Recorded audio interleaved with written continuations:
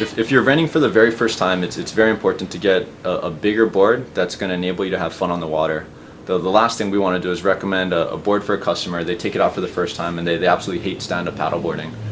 So when you are picking your first board for the first time, and this is a luxury that you have as someone who's renting, especially if you come to our shop, because you can recuperate all that money back to a board purchase.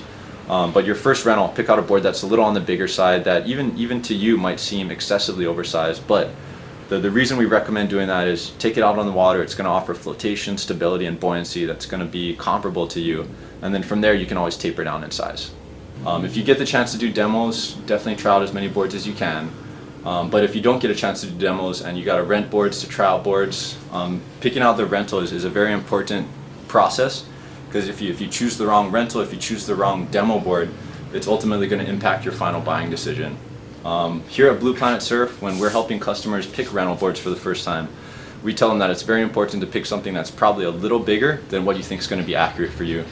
The reason for that is if it's bigger, you're going to be out there on the water, it's going to work, you're going to enjoy yourself. Whereas if you get a board that you think you have the ability to grow into and it's too challenging right now, it might turn you off right off the bat. So for our shop, we usually recommend the average paddler start off on a board between 10 and 11 feet roughly. Ultimately, the bigger the board is, the easier it's going to be, whereas the smaller it is, the more challenging it's going to be. So as an individual, you're going to have to determine, should I be hanging out on the higher end of the spectrum, on the bigger board spectrum, or should I hang out on the lower end of the spectrum, on the smaller board end of the spectrum? This board right here, this is our Blue Planet Zen Master model, 10 feet 10 inches long, 33 inches wide, 4.5 thick, 192 liters in volume. I would say something along the lines of this model would be a very good model for someone to start off with, especially if you're renting a board. This model, on top of being relatively long, closer to that higher end of the spectrum that we talked about, being a little on the wider side, 32, 33 inches wide is usually a good place to start. It's got kind of a classic stand-up paddleboard shape. Full nose and then a squash tail in the back. This kind of board is going to be optimal in kind of flat water conditions, so it's a great rental board or just a great board for you to start off on. And then from there, after you get a chance to try a board of this size, taper down based on how comfortable you are. If you get on this and you find it unbelievably easy, maybe you can taper down a whole foot, try out something in the 10-foot range, maybe our 10.0 by 30 Paradise model.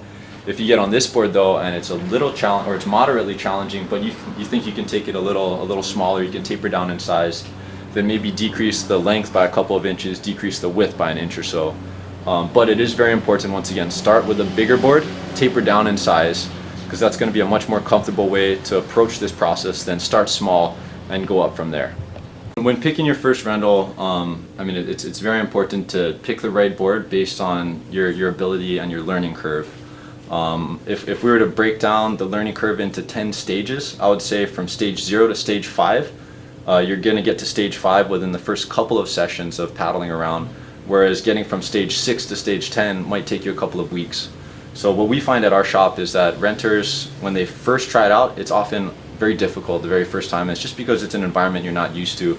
But after the first couple of sessions, you're going to get a lot better. You're going to improve your balance. You're just going to feel more comfortable on the water, comfortable on these boards, and you're going to progress out of the board that seemed challenging that very first time.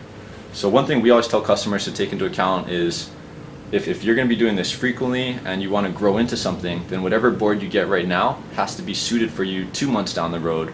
Whereas if you're not going to be doing it very frequently, whatever board you choose now might be suited for you 2 months down the road. It's all just a matter of your learning curve and how fast you can progress as an individual.